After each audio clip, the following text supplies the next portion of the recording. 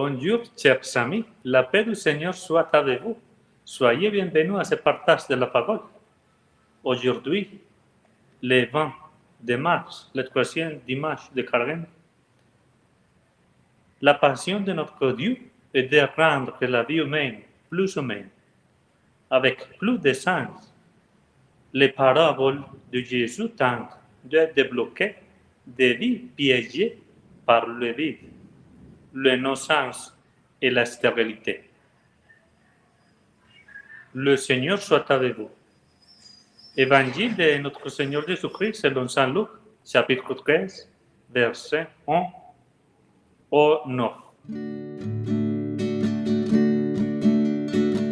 Honneur et gloire à toi, Seigneur, Jésus, source d'amour, toi le chemin de vie,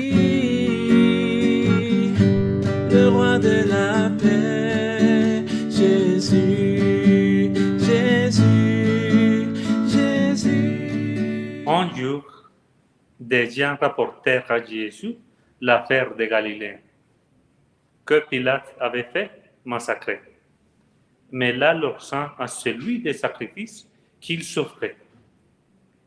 Jésus leur répondit, pensez-vous que ces Galiléens étaient de plus grands pécheurs que tous les autres Galiléens pour avoir subi un tel sort?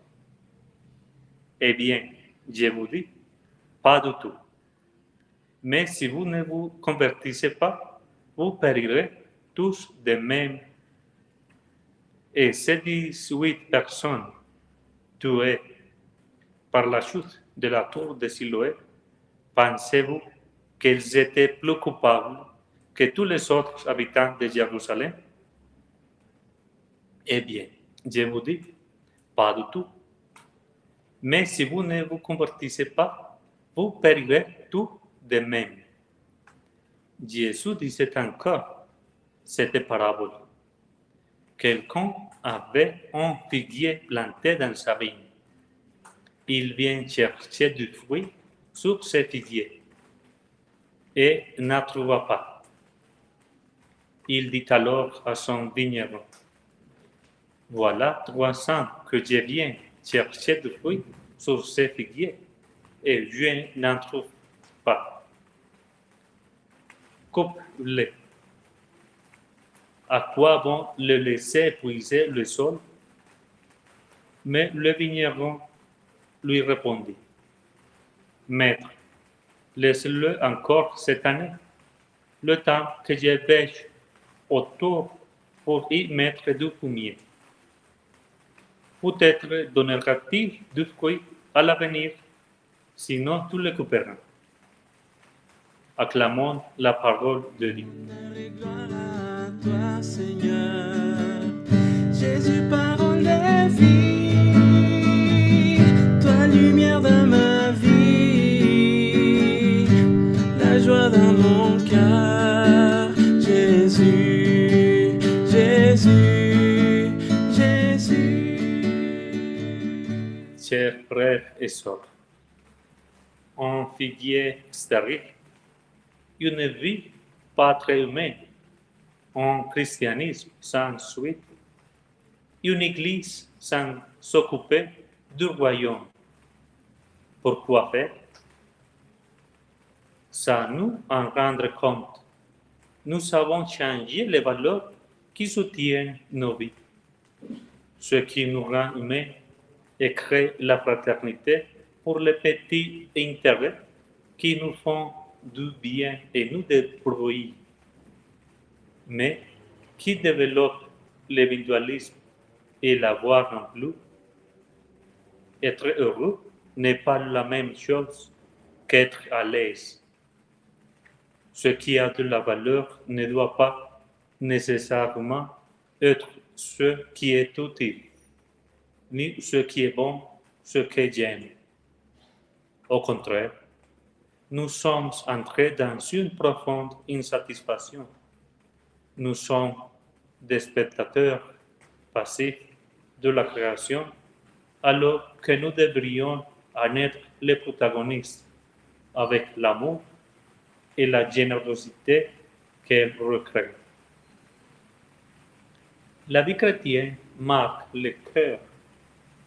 Ce n'est pas une pratique religieuse qui rassure et donne raison à notre paresse, encourageant nos satisfactions horizontales. Il ne faut pas traiter la conversion comme un concept abstrait, la proposer aux autres sans trop y croire. Ce n'est pas non plus la plus belle expression en carême qui a pour but plus de prières, de jeûnes et d'aumônes, oubliant Jésus et les autres, car il se termine par une déchirure des vêtements, mais en laissant le cœur indemne.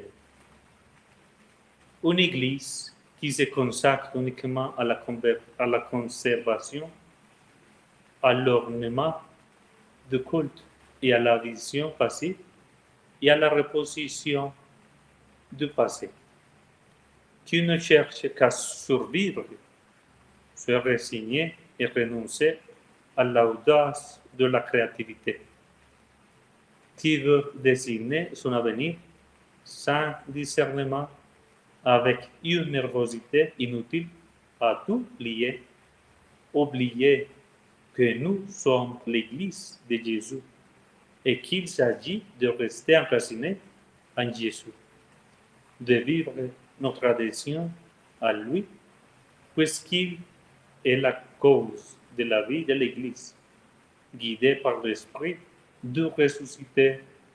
Amen.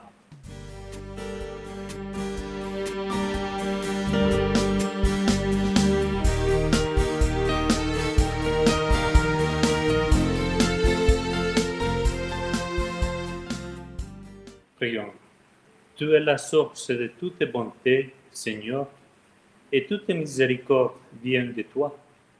Tu nous as dit comment guérir du péché par les jeûnes, la prière et le partage. Écoutez la vue de ma faiblesse. J'ai conscience de mes fautes. Je t'en prie, sois patient avec moi et relève-moi avec amour. Amen. Que le Seigneur vous bénisse. Au nom du Père, du Fils et du Saint-Esprit. Amen. Et à la prochaine.